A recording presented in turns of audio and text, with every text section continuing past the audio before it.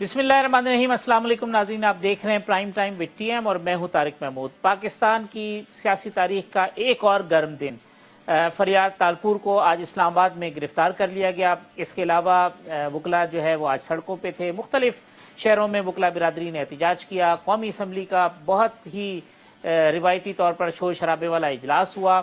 Peoples party का एक वफ्द ने हुकूमत के अहम इत्तेहादी बीएनपी के सरबराह सरदार अख्तर मेंगल साहब से मुलाकात की। उस मुलाकात के अंदर क्या हुआ? पीपल्स पार्टी के खुर्शीद शाह साहब वहां पे मौजूद थे, नवीद कमर साहब मौजूद थे, नैयर साहब मौजूद थे, फरतुल्लाह बाबर साहब मौजूद थे। और पीपल्स पार्टी क्या पैगाम लेके गई थी? पीपल्स पार्टी के वफ्द ने सरदार अख्तर मेंगल साहब को कहा कि वो बाज़ाब्ता तौर पर अपोजिशन में शामिल हो जाए। वो ये नहीं चाहते कि सिर्फ बजट के मामले के ऊपर वो हुकूमत का साथ ना दें, बल्कि वो मुकम्मल तौर पर हुकूमत का साथ छोड़ दें। सरदार अख्तर मेंगल साहब ने वहाँ जो बात की वो भी बहुत ही इंपॉर्टेंट थी, बहुत अहम बात है। उन्होंने कहा कि जिस तरह से उन्होंने मुआहिदा हुकूमत के साथ किया है और जिन नुकात के ऊपर मुआहिदा किया है, वो चाहते हैं कि इसी किस्म का एक मुआहिदा जो है वो अपोजिशन के साथ किया जाए। उनका कहना यह था कि और उस मुआहिदे का जो पहला नुक्ता होगा वो लापता अफराद का मामला होगा, बिल्कुल उसी तरीके से जिस तरीके से उन्होंने इमरान खान साहब से और उनकी हुकूमत से जब मुआहिदा किया था तो पहला नुक्ता लापता अफराद से मुताल्लिक था। और दीगर नुकात के अंदर जो जो मामलात उन्होंने हुकूमत के साथ अपने गुज़िश्ता एक साल कबल होने वाले मुआहिदे में उठाए थे, वो चाहते हैं कि उसी किस्म का मुआहिदा अपोजिशन के साथ किया जाए, जिसमें बलूचिस्तान के हुकूक के हवाले से, बलूचिस्तान की महरूमी के खात्मे के हवाले से, बलूचिस्तान में लोगों को रोज़गार फराहम करने के हवाले से और दीगर जो नुकात हैं वो अपोजिशन रहनुमाओं के साथ एक तहरीरी शक्ल में लेके आएँ। वो क्यों ये ऐसा चाहते हैं, इस हवाले से जो उनके करीबी ज़राए हैं उनका कहना यह है कि वो ये चाहते हैं कि अपोजिशन की पार्टी, चाहे वो पीपल्स पार्टी हो, चाहे वो मुस्लिम लीग नून हो, उनमें से कोई भी जमात जब बरसरे इक़्तिदार आए तो उसको याद हो कि उसने ये मुआहिदा किया था और वो बलूचिस्तान को फरामोश ना करे। वो ये चाहते हैं कि वो ये वादा करें कि किसी भी जमात की हुकूमत हो, इन जमातों में से जो इस वक्त अपोजिशन की बेंचों पर मौजूद हैं, तो वो बलूचिस्तान के मामलात को सीरियस लें। लेकिन इसके साथ साथ दूसरा एक अहम नुक्ता जो सरदार अख्तर मेंगल साहब ने इस गुफ्तगू के दौरान किया वो ये था कि उन्होंने कहा कि मुझे इस तहरीरी मुआहिदे की भी ज़रूरत नहीं है, अगर किसी एक नुक्ते पर अपोजिशन जो है वो मुत्तफिक हो जाए। और वो जो नुक्ता है वो बहुत अहम है। उनका कहना यह था कि जो हमारी सियासत है, मुल्की सियासत, उससे अगर इस्टेब्लिशमेंट के किरदार को ख़त्म करने का नुक्ता तस्लीम कर लिया जाए और तमाम पॉलिटिकल पार्टीज़ इस नुक्ते पर मुत्तफिक हों, तो वो इस मुआहिदे के बजाय प्रीफेयर करेंगे कि उस ज़बानी मुआहिदे के साथ और एक मूवमेंट के साथ उसको आगे बढ़े। और बड़ी इम्पॉर्टेंट बात जो थी इस गुफ्तगू के दौरान वो ये थी कि उन्होंने इमरान खान साहब को बेबस और लाचार करार दिया। उन्होंने कहा जी कि इमरान खान साहब की जो काबीना के लोग हैं वो भी इमरान खान के खुद मुंतखब करदा लोग नहीं हैं। बहुत सारे ऐसे लोग हैं जिनको इमरान खान जानते भी नहीं थे। जब वो वज़ीर बने हैं तो शायद उनसे उनकी पहली मुलाकात हुई और उनका कहना यह था कि इन लोगों को इमरान खान की काबीना में शामिल कर दिया गया है और ख़ुद तहरीक इंसाफ के जो लोग हैं वो भी परेशान हैं, ख़ुद काबीना के लोग परेशान हैं। और उनका जो उस गुफ्तगू में उनका पॉइंट ऑफ व्यू ये था कि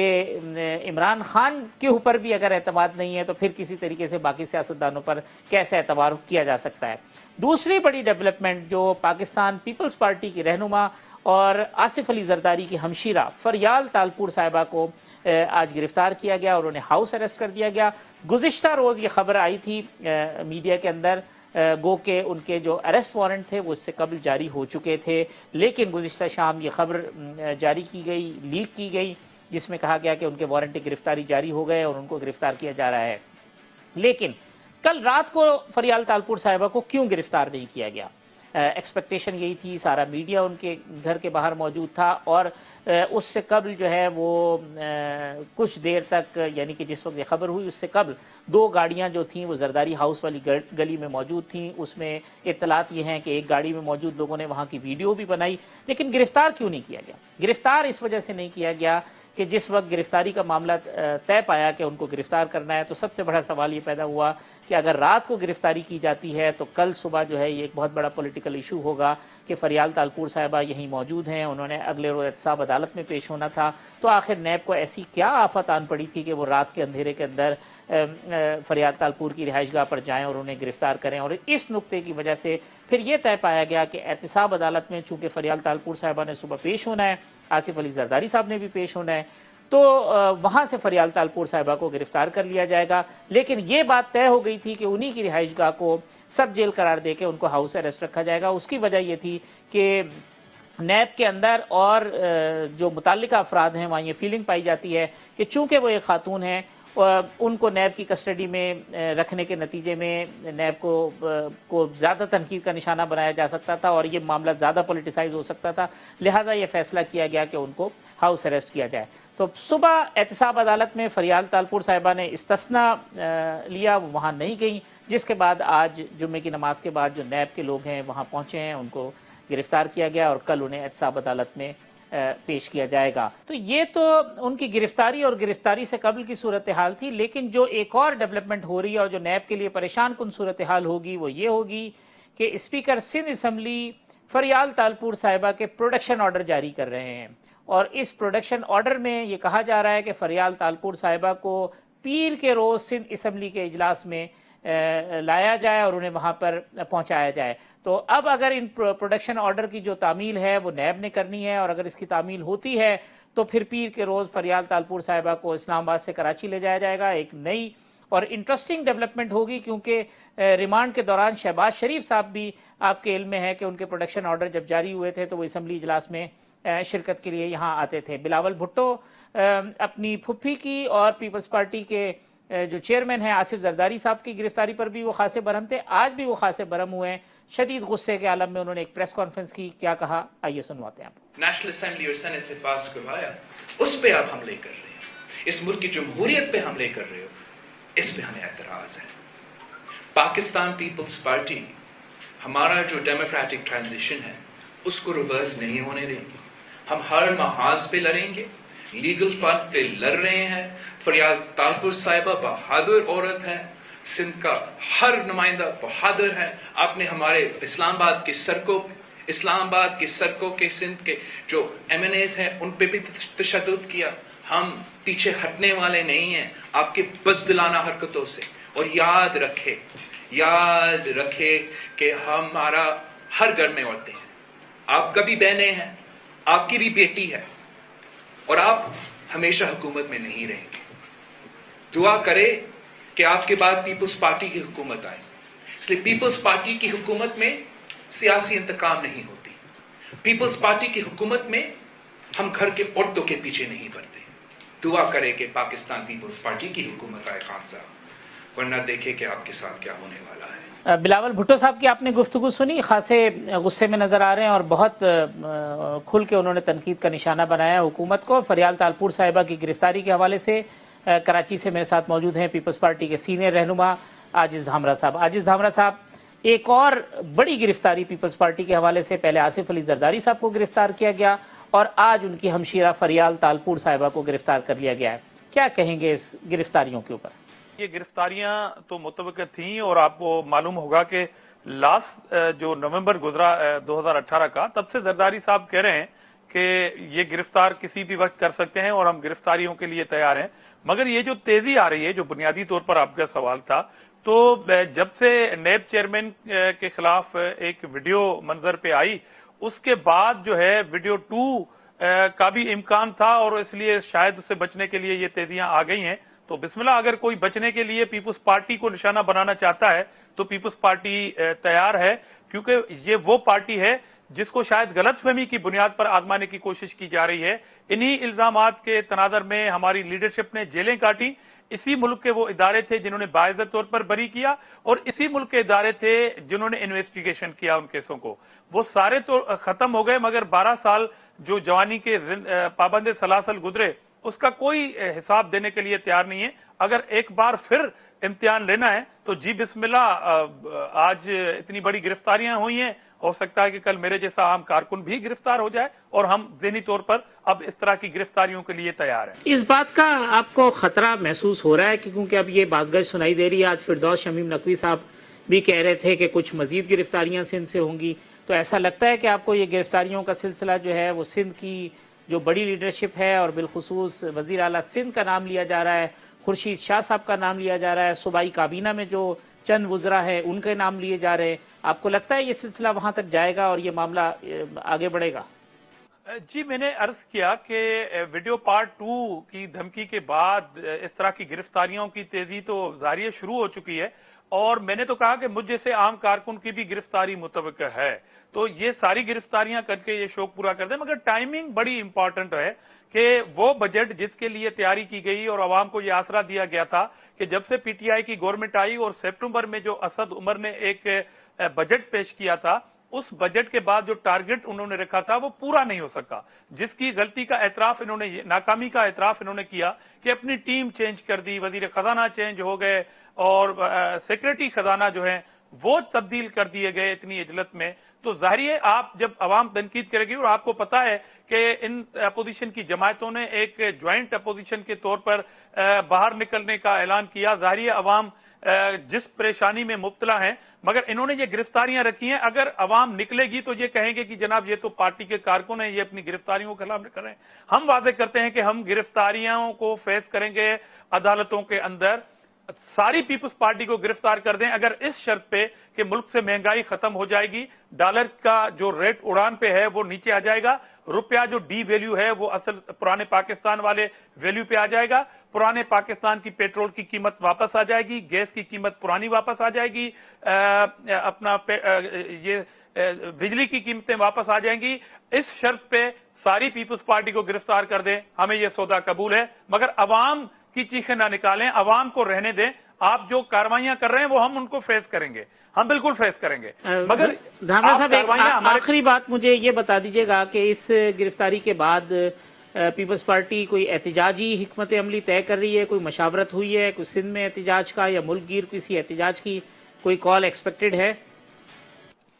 دیکھیں پہلی بات تو کارکنان جو ہیں وہ پورے ملک میں جیسے جیسے یہ گرفتاریاں ہوتی ہیں تو بطور پروٹیسٹ جو ہے وہ پرامن احتجاج جاری ہے، مگر ظاہری احتجاج کا نوٹس اس لیے نہیں لیا جا رہا ہے کہ ہمارے کارکنان پرامن ہیں اور کوئی بھی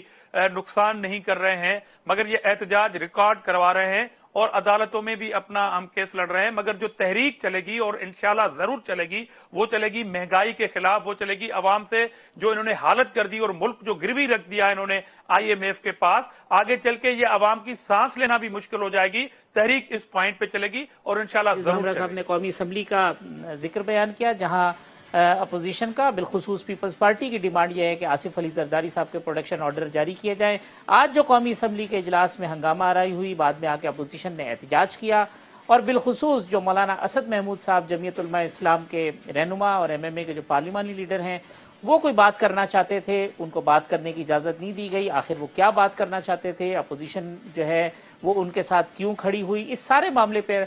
بریک کے بعد گفتگو کریں گے۔ ہمارے ساتھ موجود ہوں گے متحدہ مجلس عمل اور جمعیت علماء اسلام کے رہنما مولانا اسد محمود صاحب۔ تو ایک وقفے کے بعد دوبارہ آتے ہیں تو مولانا اسد صاحب سے گفتگو کرتے ہیں۔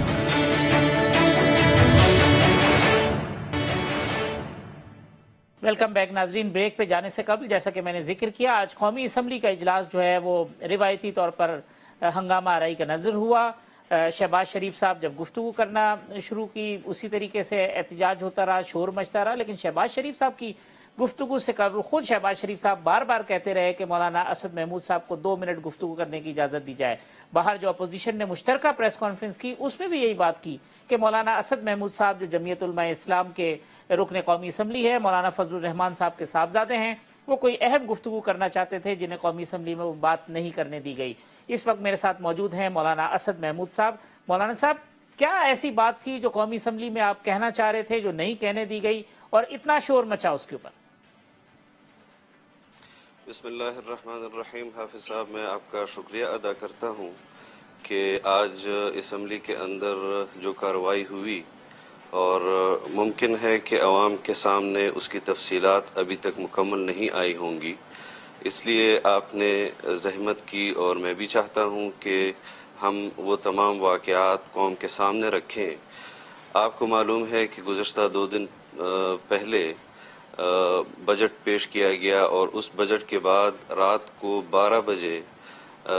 ملک پر مسلط کیے گئے وزیر اعظم نے خطاب کیا، اور انہوں نے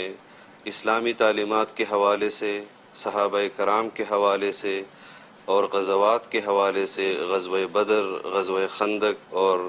غزوہ احد کے حوالے سے جو متنازع گفتگو کی جمعیت علماء اسلام اور متحدہ مجلس عمل نے، اس پر قومی اسمبلی کے اندر تحریک التوا پیش کی تھی، اور ہم اس حوالے سے اپنی گزارشات ایوان کے سامنے رکھنا چاہتے تھے کہ امت مسلمہ کی جو دل آزاری ہوئی ہے اور مملکت خداداد پاکستان میں بسنے والے کروڑوں مسلمان اس پر پریشان ہے کہ یہ اسلامی جمہوریہ پاکستان جو اسلام کے نام پر بنا ہے، اور اس میں وزیر اعظم کے منصب پر بیٹھے ہوئے ایک فرد نے جس قسم کی گفتگو کی، نہ تو ان کی بات ٹھیک تھی، نہ ان کا لہجہ ٹھیک تھا، تو یہ ایک ہم پارلیمنٹ کے سامنے بات رکھنا چاہتے تھے، اور یہ ہمارا مطالبہ تھا کہ وہ آ کر اس ایوان میں علی الاعلان قوم سے معافی مانگے، امت مسلمہ سے معافی مانگے، اور یہ صورتحال تھی جہاں پر مولانا صاحب، آپ نے اپوزیشن لیڈر گفتگو صاحب کی، نے جی آپ میاں گئے تھے شہباز شریف صاحب کے پاس، وہ ویژول نظر آ رہے تھے، پھر آپ نے شہباز شریف صاحب سے کیا بات کی، اور وہ بھی آپ کے موقف کے بالکل حامی تھے اور ان کی بھی مطالبہ یہی تھا؟ دیکھیں حضرت، ہم نے میاں شہباز شریف صاحب سے اور تمام پارلیمنٹیرین سے جن سے بھی ہماری ملاقاتیں ہوئی، ان سے گزارش کی کہ بجٹ یقیناً ہمارے لیے اہم ہے اور ہم بھی اس پر بات کرنا چاہتے ہیں۔ جس قسم کا بجٹ اس وقت حکومت عوام پر مسلط کر رہی ہے، یقیناً ہمیں احساس ہے، لیکن جہاں پر ہمارے عقیدے اور ایمان کا سوال پیدا ہوتا ہے، وہاں پر بجٹ ہمارے لیے عقیدے اور ایمان سے بڑھ کر نہیں ہے، بلکہ ہم اپنے ایمان اور عقیدے کا تحفظ جو ہے وہ اپنا فرض سمجھتے ہیں اور فرض اولین سمجھتے ہیں۔ اس لیے آپ جب ہم پوائنٹ آف آرڈر پر بات کرنا چاہیں تو آپ یہ بات ضرور کہیں کہ ہمیں بات کرنے دی جائے، پھر آپ اس کے بعد بجٹ پر بات کر کے آغاز کر دیں اور ہم اپنی باری پر بجٹ پر بات کریں گے۔ تو کیا کہنا تھا؟ شہباز شریف صاحب متفق تھے؟ باقی لوگ بھی سب اس بات پہ متفق تھے؟ یقیناً عقیدے اور ایمان کا سوال جہاں پر آ جاتا ہے، وہاں پر ہر مسلمان کے لیے، ہر کمزور مسلمان کے لیے، ادنا مسلمان کے لیے اس کا عقیدہ اور ایمان وہ ترجیح اول بن جاتا ہے۔ اور حافظ صاحب، میں آپ سے یہ بھی کہنا چاہتا ہوں کہ خاتم النبیین سے جو لڑکھڑاہٹ وزیر اعظم کی زبان پر شروع ہوئی اور انہوں نے کہا کہ زبان پھسل گئی تھی، اور اس کے بعد حضرت عیسیٰ علیہ السلام کے متعلق انہوں نے جو تبصرہ کیا، کیسے کسی مسلمان کی جرت ہو سکتی ہے کہ وہ اس قسم کا تبصرہ کرے؟ اور پھر آپ نے خود دیکھا ہے اور مشاہدہ کیا ہے کہ پنجاب کے اندر ان کے ایک صوبائی وزیر نے ہندو مذہب کے ماننے والوں کی دل آزاری کی، اور اس حکومت نے اس کو اپنے عہدے سے ہٹا دیا۔ اور پھر یہاں پر مرکز میں ان کا ایک وزیر، جنہوں نے جناب نبی کریم صلی اللہ علیہ وسلم کے شان میں جس قسم کے الفاظ کہے اور مسلمانوں کی دل آزاری ہوئی، امت مسلمہ کی دل آزاری ہوئی، اس پر ہم نے تحریک التوا جمع کرائی، ہمیں اس پر بات نہیں کرنے دی گئی، اور مسلسل جس طرح کوئی ایک منصوبہ بندی کے تحت اس قسم کے واقعات وہ کر رہے ہیں۔ اور آپ کو معلوم ہے کہ عمران خان صاحب کی جو ویڈیو تھی وہ لائیو نہیں تھی، ریکارڈڈ تھی، اور اس میں کچھ جگہوں پر انہوں نے ان کی آواز کو بند کیا۔ خدا جانے کہ انہوں نے اس دورانیے میں کیا کہا ہے۔ لہٰذا ہم سمجھتے ہیں کہ اس یعنی وقت امت مسلمہ آپ کو یہ اور خدشہ ہے کہ خصوصاً عمران خان صاحب کی جو ویڈیو میں آواز بند کر دی گئی تو شاید کوئی اور ایسی باتیں ہوئی ہوں جو پھر ویڈیو نشر کرنے والوں نے سینسر کی ہیں، ورنہ اور کوئی بڑا مسئلہ کھڑا ہو سکتا تھا؟ یقیناً آپ سمجھ سکتے ہیں کہ ان کی جو آواز بند کی گئی ہے وہ یقیناً کوئی ایسی بات ہوگی کہ جس سے اشتعال پیدا ہو سکتا تھا۔ اگر ایسی بات ہوئی بھی ہے تو ہم سمجھتے ہیں کہ وہ جس طرح اس آواز کو بند کیا گیا ہے یہاں پر بھی بند کرنا چاہیے تھا، لیکن کون کروا رہا ہے، کون کر رہا ہے اس قسم کی باتیں؟ اور ہم نے یقیناً وہ سیاسی لیڈران کا مذاق اڑاتے ہیں اور جس قسم کے الفاظ ان کے متعلق ادا کرتے ہیں، ہمیں اس پر بھی افسوس ہے، لیکن ان کی پارٹیاں موجود ہیں، مسلم لیگ اپنا دفاع کرنا جانتی ہے. پاکستان پیپلز پارٹی اپنے لیڈرشپ کے حوالے سے اپنا دفاع کرنا جانتی ہے اور کر رہی ہے. ان کے ساتھ پہلے بھی ان کی حکومتوں کو ہٹایا گیا لیکن عوام نے پھر ان کو مینڈیٹ دیا. وہ سیاسی ورکر ہیں اور وہ سیاسی میدان میں مقابلہ کر رہے ہیں اور کرنا جانتے ہیں. لیکن یہاں پر بات نہیں رکی اور آپ مسلسل دیکھ رہے ہیں کہ ان 10 ماہ میں وہ جس قسم کے تبصرے اسلامی تاریخ کو توڑ مروڑ کر اور اب تو شاعر اسلام کی بات ہے اور اصحاب رسول کی بات ہے جن کے بارے میں خود رسول اللہ صلی اللہ علیہ وسلم نے فرمایا کہ اصحابی کالنجوم، اور ان کو اتنا بڑا اعزاز دیا گیا. اور بدر احد کے صحابہ کے بارے میں قرآن کریم میں جو آیات نازل ہوئی. اور آپ پھر اس بات کو بھی دیکھیں کہ جس مال کو قرآن کریم مال غنیمت سے تعبیر کرتا ہے وہ اس کو لوٹ مار سے تعبیر کر رہا ہے. اس قسم کی جب گفتگو شروع ہوگی تو یقیناً ہم پہلے بھی اس حوالے سے تحفظات رکھتے ہیں لیکن اتنا دیدہ دلیری کے ساتھ وہ امت مسلمہ کے سامنے اسلام کی تاریخ کو اس طرح بیان کریں گے جس سے امت مسلمہ کی دل آزاری ہوگی تو پھر جمعیت علماء اسلام، متحدہ مجلس عمل اور ہر ایماندار شخص، ایمان رکھنے والا شخص وہ پھر مزاحمت کرے گا. ہم مزاحمت کریں گے. ہمارا فرض بنتا ہے کہ ہم پارلیمنٹ کے اندر اور پارلیمنٹ کے باہر ان تمام ایشوز پر عوام کو توجہ دلائیں اور ان کو اس طرف راغب کریں کہ اس قسم کی حکومت مملکت خداداد پاکستان میں، اسلامی جمہوریہ پاکستان میں نہیں چل سکتی اور اس حکومت کے دن گنے جا چکے ہیں. ہم اپوزیشن کے ساتھ بھی رابطے میں ہیں. انشاءاللہ انہی آنے والے دنوں میں متحدہ مجلس عمل کے سربراہ، مسلم لیگ، پاکستان مسلم لیگ کے سربراہ کے ساتھ، پاکستان پیپلز پارٹی کے سربراہوں کے ساتھ، اپوزیشن کی دیگر پارٹیوں کے ساتھ انشاءاللہ رابطہ کریں گے. اے پی سی کا تاریخ کا تعین کریں گے اور پھر اے پی سی میں یہ تمام معاملات رکھے جائیں گے کہ جو اس وقت ہمیں درپیش ہیں. ملک کے اندر انسانی حقوق کا مسئلہ ہمیں درپیش ہے. آپ قبائل کے اندر دیکھیں، آپ خیبر پختونخوا کے اندر دیکھیں، آپ جمہوری حقوق کے حوالے سے آپ دیکھ رہے ہیں کہ کس طرح جمہوری حقوق کو پامال کیا جا رہا ہے. کس طرح غرض یہ ہے کہ اس وقت پاکستان میں جتنی عوام مظلوم ہے اتنا اسلام مظلوم ہے، لیکن اسلام کے لیے اپنی توانائیاں صرف کرنے والے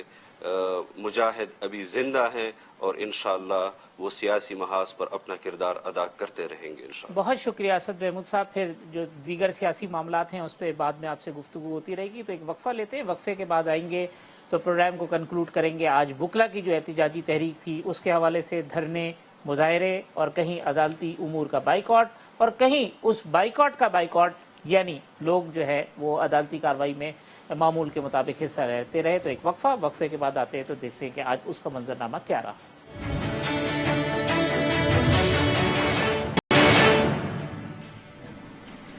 ویلکم بیک ناظرین. بریک پہ جانے سے قبل ہم گفتگو کر رہے تھے آج جو وکلا برادری نے مختلف شہروں میں احتجاج کیا ہے اور اس احتجاج کے معاملے کے اوپر وکلا برادری تقسیم بھی نظر آئی. آج اس ریفرنس کی پہلی سماعت ہوئی. یہ ریفرنس ہوتا کیا ہے اور جو جسٹس فائز عیسیٰ کے حوالے سے ریفرنس ہے اس میں کیا ایسا معاملہ ہو گیا، پیچیدگی ہو گئی جس کی وجہ سے اتنا زیادہ شور مچا. میرے ساتھ موجود ہیں کراچی سے محترم جناب جسٹس ریٹائرڈ شائق عثمانی صاحب اور کراچی سے ہی مجھے جوائن کر رہے ہیں جسٹس ریٹائرڈ خواجہ نوید صاحب. شائق عثمانی صاحب بہت شکریہ وقت دینے کا. پہلے تو اتنا شور شرابہ ہلا گلا ہو گیا، میں یہ چاہتا ہوں کہ بیسیکلی آپ تھوڑا سا بریف کر دیں کہ یہ ججز کے خلاف ریفرنس کا معاملہ ہوتا کیا ہے، یہ ریفرنس کیوں دائر کیا جاتا ہے اور اس کا الٹیمیٹ ریزلٹ کیا ہوتا ہے.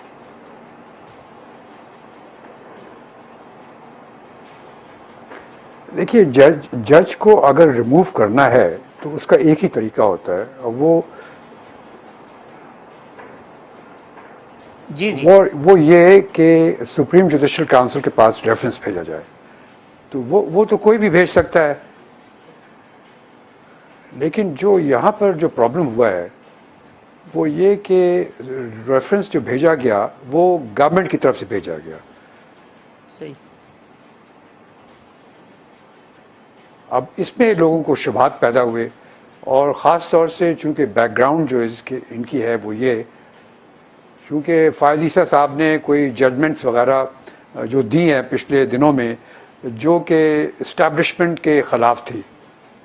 صحیح. تو لوگوں کو شبہات پیدا ہوئے کہ شاید اس میں کوئی اثر رسوخ استعمال ہو رہا ہے. یہ وجہ ہے جس کی وجہ سے یہ پرابلمز ہوئے ہیں. ورنہ تو ایک نارمل پروسیس ہے، جوڈیشل کونسل کے پاس ریفرنس جاتا ہے. یہ الگ بات ہے کہ ہمارے ملک میں بہت سے کم ایسے ریفرنسز ہیں جن کے فیصلے ہوئے ہیں، وہ الگ بات ہے. لیکن اس وقت جو شور شرابہ ہوا ہے وہ اس وجہ سے ہوا ہے. جسٹس صاحب، یہ معاملہ یہ تھا کہ کل کنرانی صاحب آئے تھے. اب اس میں یہ ہوا کہ بیچ میں جی تو وہ یہ کہہ رہے تھے کہ ریفرنسز تو جاتے رہتے ہیں، اب بھی لگ بھگ کوئی 350 شاید کمپلینز ہیں جو وہاں پہ پینڈنگ ہوگی، لیکن اس معاملے میں ایک نیا معاملہ یہ ہوا ہے کہ اس کے جو کانٹینٹ تھے وہ لیک کیے گئے باقاعدہ طور پہ، جس کا مقصد جو ہے وہ کوئی میڈیا ٹرائل تھا یا ملائن کرنا مقصود تھا، جس کی وجہ سے شبہات زیادہ بڑھے.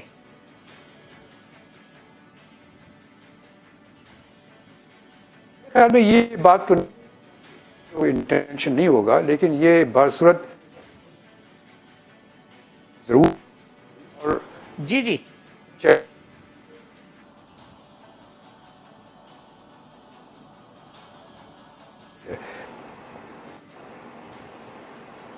شیخ صاحب کی آواز مجھے تھوڑا سا شاید مسئلہ ہو رہا ہے، مجھے لگ رہا ہے کہ شاید ان کی آواز نہیں آ رہی. جب تک میں خواجہ نوید صاحب کل آپ جو ہے وہ خاصے گرج برس رہے تھے، اور بڑے عرصے کے بعد مجھے جو ہے نا وہ آپ اتنے جلال میں بھی نظر آئے. آپ نے کہا جی ایک جج کی خاطر جو ہے وہ آپ 5 ججوں کی پگڑیاں اچھال رہے ہیں، تو یہ اس غصے کی وجہ کیا تھی خواجہ صاحب؟ نہیں سر، وہ بات یہ ہے کہ کل وہ میں تو خیر اس میں انوائٹ تھا، وہ لائرز ایکشن کمیٹی ہے ان کی طرف سے میٹنگ بھی تھی، اور پھر میٹنگ کے بعد لنچ تھا ایک مقامی ہوٹل میں، تو وہاں میں پہنچا تھا تو سب لائرز نے تقریریں کی. پھر ہماری باری آئی تو ہم نے بھی 5 منٹ کی. تو بات یہ تھی اس میں کہ میں نے آرٹیکل 209 پڑھ کر سنایا وہاں پہ کتاب سے، کانسٹیٹیوشن سے، اپنے تمام آڈینس جو کہ سارے لائرز ہی تھے. اور جس طرح ابھی شائق عثمانی صاحب نے آپ کو بریف کیا کہ جج کو ریموو کرنے کا طریقہ جو ہے وہ سپریم جوڈیشل کونسل کے تھرو ہوتا ہے. وہاں ریفرنس داخل کیا جاتا ہے، پھر وہ اس کو ایڈمٹ کر لیتے ہیں، پھر جو موصوف جج ہوتے ہیں ان کو نوٹس دیا جاتا ہے، ان کو صفائی کا موقع دیا جاتا ہے، اور پھر ان کو سننے کے بعد جو ایویڈنس ہوتی ہے اس کو اسکروٹنی کر کے پھر وہ سپریم جوڈیشل کونسل جو ہے وہ فیصلہ کرتی ہے. ابھی تک تو جو ہوا ہے چند ہی ریفرنس ڈیسائیڈ ہوئے. موسٹلی یہ ہوا کہ جیسے نوٹس ایشو ہوا اور جس جج کو ہوا اس نے اٹھا کے پہلے ریزائن کر دیا، اس نے کہا جی مجھے نہیں کرنا ہے، وہ چلے گئے تو معاملہ ختم ہو گیا. یہاں جو ہے جس طرح آپ ابھی بتا رہے تھے، کل میں نے اتفاق ہے نہیں سنا کنرانی صاحب کو، آپ بتا رہے ہیں کہ انہوں نے کہا کہ اس میں ایجیٹیشن اس لیے ہوا کہ اس کے کنٹینٹس لیک کر دیے گئے. اب مجھے نہیں پتا کہ لیک کیسے ہو گئے اور اس میں کیا چیز پریجوڈس کاز ہوئی ہے، کیونکہ خود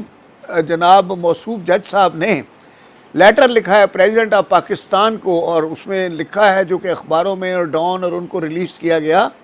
جس میں انہوں نے کافی تفصیل سے ان سے پوچھا کہ میں نے سنا ہے کہ آپ نے میرے خلاف کوئی ریفرنس داخل کیا ہے، لہٰذا مجھے اس کی کاپی پرووائڈ کی جائے اور مجھے اس میں سارا کیا جائے. لیکن اب جس کو میڈیا میں اتنی ساری چیزیں آ رہی تھیں تو وہ تو پوائنٹ آف ویو یہ ہے نا کہ جب آپ اتنی ساری چیزیں پہلے اسپیکولیشن ہو رہی ہیں تو وہ پوائنٹ آف ویو تو یہ ہے نا کہ بھائی میرا پوچھنا تو حق بنتا ہے، بھائی میرے بارے میں بات ہو رہی ہے، سارے جہاں کو خبر ہے، مجھے پتہ ہی نہیں کہ کیا ہو رہا ہے معاملے میں. وہ کہتا ہے نا پتا پتا بوٹا بوٹا حال ہمارا جانے ہے، جانے نہ جانے گل ہی نہ جانے باغ تو سارا جانے ہے. اور دوسرا وہ یاد ہے ہم نے کہا نہ تھا کسی سے تیرے فسانے کو، نہ جانے کیسے خبر ہو گئی زمانے کو، سمجھے نا. اور دوسرا وہ ہے فردوس صاحبہ کہتی ہیں کہ فوٹو اسٹیٹ مشین میں سے کہیں سے جو ہے نا کوئی پیپر شیپر لیک ہو گیا. ہمیں نہیں. حافظ صاحب بات یہ ہے کہ وہ کہتا ہے کہ یہ کیا کہ سب سے بیاں دل کی حقائقیں کرنی، فراز تجھ کو نہ آئی محبتیں کرنی. تو اب یہ جس کسی نے بھی لیک کیا ہے اب وہ تو اب فوٹو اسٹیٹ مشین پر سارا بوجھ آ گیا ہے، کوئی بات نہیں، لیک ہو گیا ہے، لیکن اب اس میں اتنے بڑے ایجیٹیشن کا سوال نہیں ہے۔ وہ جو میں نے کل جملہ استعمال کیا جسے آپ بتا رہے تھے کہ بڑے غصے میں کیا، وہ یہ تھا کہ دیکھیں بات یہ ہے کہ 5 ججز کے پاس معاملہ جانا ہے، کوئی پرائیویٹ یا حکومت کے پاس نہیں جانا، نہ الوی صاحب کے پاس جانا ہے، نہ کوئی اس کے پاس جانا ہے فروغ نسیم کے پاس، یا نہ کسی عمران خان صاحب کے پاس۔ معاملہ جانا ہے 5 ججوں کے پاس اور پیش کرنا ہے اٹارنی جنرل آف پاکستان منصور احمد خان نے۔ تو 5 ججوں میں کون کون سے جج ہے؟ ایک تو ہمارا ہیرا جج ہے سب سے، آصف سعید کھوسہ صاحب، جن کی انٹیگریٹی ہر چیز جو ہے، تعلیم اعلیٰ ان کا، اور وہ ویسے بہت پڑھے لکھے آدمی ہیں، قانون تو ان کو آتا ہی ہے، قانون کے علاوہ ان کو لٹریچر اس پہ بڑا عبور حاصل ہے۔ اب ایسے آدمی کو ہیڈ بنایا ہم نے۔ پھر 2 سپریم کورٹ کے سینئر موسٹ جج ہوتے ہیں، پھر 2 صوبوں کے چیف جسٹس ہوتے ہیں۔ تو بھائی یہ 5 جج ہوتے ہیں، تو آپ ایک ٹھیک ہے جس جج کو بھی وہ ڈیفینڈ کر رہے ہیں کنرانی صاحب، وہ بھی ہمارا دوست ہے، کنرانی خود ہمارا دوست ہے، ہم تو ایک کمیونٹی ہے نا سر، آپس میں ہی ہیں۔ جی ٹھیک بات، تو فیصلہ بھی انہوں نے کرنا ہے، ہمارے میں کوئی باہر کا آدمی ہے ہی نہیں، اور ہم نے کوئی ایک دوسرے کو فیور یا نہیں کرنی ہے، جس کا بنتا ہوگا اسی کو بتا دیں گے۔ پہلے بھی یہی ہوتا ہے کہ جس کو بنتا ہوتا ہے اس کو بتا دیتے ہیں، وہ خود بھی جج ہوتا ہے اور وہ خود بھی انصاف پسند ہوتا ہے، اسی لیے زیادہ تر لوگ خود ہی ریزائن کر جاتے ہیں، وہ کہتے ہیں ٹھیک ہے جی جو آپ کا فیصلہ ہے وہی میرا فیصلہ ہے، ٹھیک ہے۔ شائق صاحب یہ جو خواجہ، میں خواجہ صاحب شائق صاحب سے ایک چیز اس میں پوچھ لوں کہ شائق صاحب خواجہ نوید صاحب نے جو یہ بات کہی کہ جی حکومت نے بنا کے بھیجا، اور یہ آپ نے بھی اس کا ذکر کیا تھا پہلے، اب یہ بتائیے کہ اگر یہ حکومت کا الزام درست ثابت نہیں ہوتا، جو بھی چیزیں انہوں نے اس میں کہی ہیں، تو پھر قانونی طور پر جن لوگوں نے یہ ریفرنس بنا کے بھیجا ہے ان کے خلاف بھی کوئی کارروائی ہو سکتی ہے؟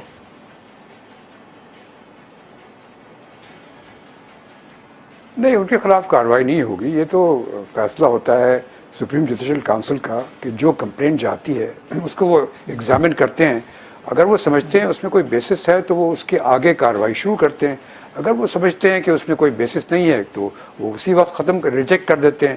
اگر وہ سمجھتے ہیں کہ ہے اس میں بیسس تو انکوائری ہوگی، ایویڈنس ہوگی، جو کچھ بھی ہوگا، جس طرح ابھی وہ صدیقی صاحب جو اسلام آباد ہائی کورٹ کے جج تھے ان کے متعلق ہوئی تھی۔ تو اس میں کسی کے خلاف کوئی کارروائی کی ضرورت نہیں ہے اور نہ اس کی ضرورت پیش آنی چاہیے۔ صرف یہاں پہ جو پرابلم ہوا ہے وہ یہ ہوا ہے کہ لوگوں کے دل میں شبہات پیدا ہو گئے، اور اس کے چونکہ سرکمسٹانسز کچھ ایسے تھے جس کی وجہ سے یہ چیزیں سامنے آئیں، اور آج کل تو ہر ایک چیز پبلک ہو جاتی ہے، سوشل میڈیا ہے، یہ ہے وہ ہے، منٹ میں انفارمیشن پہنچ جاتی ہے، اور وہ چیزیں پہنچ گئیں، ورنہ پہلے زمانے میں کبھی کسی کو پتہ ہی نہیں چلتا تھا۔ یہ جو مجھے تو یاد ہے کہ ایک جسٹس شوکت ہوتے تھے لاہور کے، بہت پرانی بات ہے، ایک پہلی دفعہ ان کے خلاف کوئی فیصلہ ہوا تھا میرے خیال میں 20-25 سال پہلے، اس کے بعد سے کوئی فیصلہ نہیں ہوا، اس کے بعد صدیقی صاحب کا فیصلہ ہوا۔ اب یہ زمانہ بدل گیا ہے، اس وجہ سے یہ حرکات ہوئے ہیں، لیکن اصل میں بات یہ ہے کہ شبہات لوگوں کو پیدا ہوئے، وہ کس حد تک وہ شبہات صحیح تھے یا غلط تھے یہ تو آئندہ ہی پتہ چلے گا، لیکن یہ وجہ تھی جس کی وجہ سے یہ شور شرابہ ہوا۔ یہ ایک بات مجھے اور بتا دیجیے گا آخری، کہ کانٹینٹ لیک ہونا بھی آپ سمجھتے ہیں کہ کوئی ایسی بڑی بات نہیں تھی، یہ ٹھیک ہے کہ یہ، یا آپ کو اس میں ڈیلیبریٹ ایفرٹ کوئی نظر آتی ہے، کوئی بدنیتی کا عنصر نظر آتا ہے اس میں؟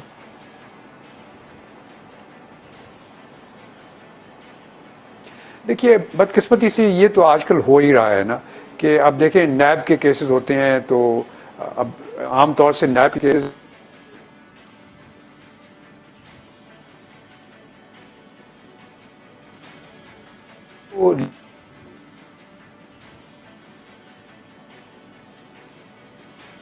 ایویڈنس موجود نہ ہو، تو اسی طرح سے اس میں بھی وہی چیز ہے کہ لیک ہونی نہیں چاہیے، لیکن کچھ کی وجہ سے چیزیں لیک ہوتی ہیں۔ اگر کسی نے جان بوجھ کے کیا ہے یقیناً اس کے خلاف کارروائی کرنی چاہیے، جو کہ پتہ چل جائے گا جب یہ سپریم جوڈیشل کونسل اگر کارروائی آگے بڑھائے گی تو یہ چیز کا پتہ چل جائے گا لیک کس نے کیا ہے، اس کے خلاف یقیناً ہماری کچھ کارروائی کرے گی۔ خواجہ نوید صاحب، یہ جو وکلا تقسیم ہوئے، ایک تو وہ تھے جنہوں نے کال دی احتجاج کی، ہڑتال کی، دوسروں نے بات تو ان کی بڑی لاجیکل تھی کہ جب تک اس کی پروسیڈنگ نہیں ہو جاتی، کوئی رزلٹ سامنے نہیں آ جاتے، اس سے پہلے احتجاج کی یا ہڑتال کی جو کال دینا وہ بلا جواز تھا۔ لیکن یہ تاثر بھی گیا ہے کہ یہ جو وکلا ایکشن کمیٹی بنی، تو اگر دوسری طرف کوئی معاملہ ایسا تھا کہ کہیں سے مینج ہو رہا تھا تو یہ بھی کوئی نہ کوئی مینج کر رہا تھا، اس کے پس پردہ بھی کچھ چیزیں یا کچھ معاملات تھے، ایسا تھا آپ کو لگتا ہے؟ حافظ صاحب آپ کا تجربہ بھی تقریباً اتنا ہی ہے جتنا میرا ہے. اب وہ بات یہ ہے کہ every action has equal and opposite reaction. تو اب جب آپ ایک لیگل طریقے پہ ایک چیز چل رہی ہے اس کو پولیٹیسائز کرنے کی کوشش کرتے ہیں تو پھر بات میں یہ ہے کہ جو حکومت چلا رہے ہیں ان کی بھی ایک پولیٹیکل پارٹی ہے. جب آپ کی اس چیز کو بار ایسوسیشن کے اس پوائنٹ کو پولیٹیکل پارٹیز ہائی جیک کر کے بیچ میں اپنے لوگ شامل کر کے اور اس سے فائدہ اٹھانے کی کوشش کرتے ہیں تو اس کو پھر ڈیفیوز کرنے کے لیے دوسری سائڈ سے بھی الیکشن کمیٹیاں اور وہ بن جاتی ہیں، کیونکہ وکلاء تقریباً سب کا کسی نہ کسی سیاسی پارٹی سے تعلق ہوتا ہے. بہت وکلاء جماعت اسلامی میں ہیں، بہت وکلاء مولانا فضل الرحمان صاحب کی پارٹی میں ہیں، پی ٹی آئی میں بہت بڑا طبقہ ہے، پاکستان پیپلز پارٹی میں بھٹو صاحب کے زمانے سے وکلاء ہیں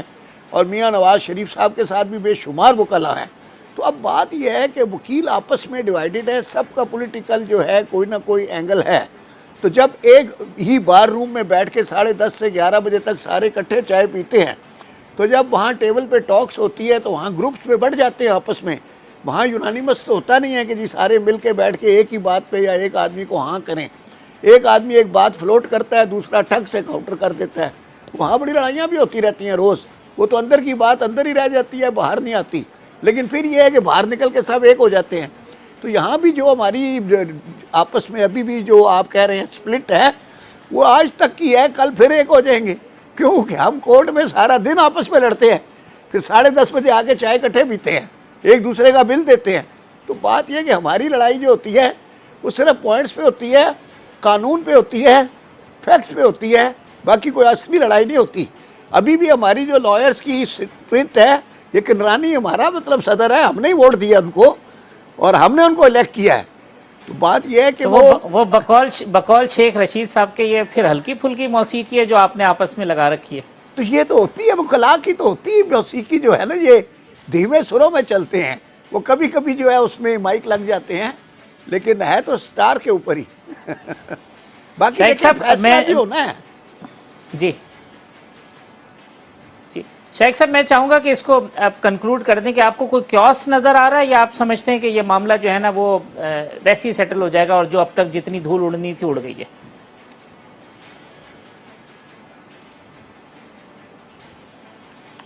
دیکھیے کچھ کیا کہا نہیں جا سکتا چونکہ ہمارے ملک کے جو سیاسی حالات کچھ ایسے ہیں اور باتیں بھی بہت سی اس قسم کی ہوتی ہیں کہ شاید انٹرفیئرنس ہو رہی ہے اسٹیبلشمنٹ کی. کہاں تک یہ صحیح ہے کہاں تک یہ غلط ہے یہ معلوم نہیں. اگر تو انٹرفیئرنس یقیناً ہو رہی ہے تو یہ ساری چیزیں مثلاً لوگوں کا اریسٹ ہونا اس موقع پر اور ساتھ ہی ساتھ ایک ریفرنس بھی پیش ہونا، یہ جو جن کے دماغ میں یہ چیز ہوتی ہے کہ ہر ایک چیز میں سازش ہو رہی ہے تو وہ اس چیز کو سمجھیں گے کوئی سازش ہو رہی ہے اور کچھ ایسی کارروائی کرنے کی کوشش کی جا رہی ہے کہ ایک جج جو کہ بہر صورت انڈیپینڈنٹ جج ہے، قابل اور انڈیپینڈنٹ جج ہے اور اس نے کچھ ججمنٹ دی ہیں اسٹیبلشمنٹ کے خلاف تو شاید اس کو کنٹرول کرنے کی کوشش کی جا رہی ہے. تو یہ سب اسپیکولیشنز ہیں، کہاں تک صحیح ہے کہاں تک غلط ہے یہ معلوم نہیں. لیکن جب یہ سپریم جوڈیشل کاؤنسل کے پاس یہ کیس جائے گا تو یقیناً سپریم کورٹ جوڈیشل کاؤنسل جو ہے جس میں کہ بڑے قابل ججز بیٹھے ہوں گے تو وہ بیٹھ کے دیکھیں گے، اگر اس میں سمجھیں گے کہ اس قسم کی کوئی سازش ہو رہی ہے، کوئی ایسی بات ہے جس کی وجہ سے یہ جان بوجھ سے کیا جا رہا ہے تو یقیناً وہ اس کو ڈسمس کر دیں گے اور معاملہ ختم ہو جائے گا. جسٹس شائق عثمانی صاحب اور جسٹس ریٹائرڈ خواجہ نوید صاحب، بہت شکریہ ہمیں وقت دینے کے لیے. اب دونوں جو قانونی ماہرین ہیں، بہت بڑے نام ہیں، ان کی گفتگو آپ نے سنی. آئندہ ہفتے اسی پروگرام میں دوبارہ آپ سے ملاقات ہوگی. اللہ حافظ.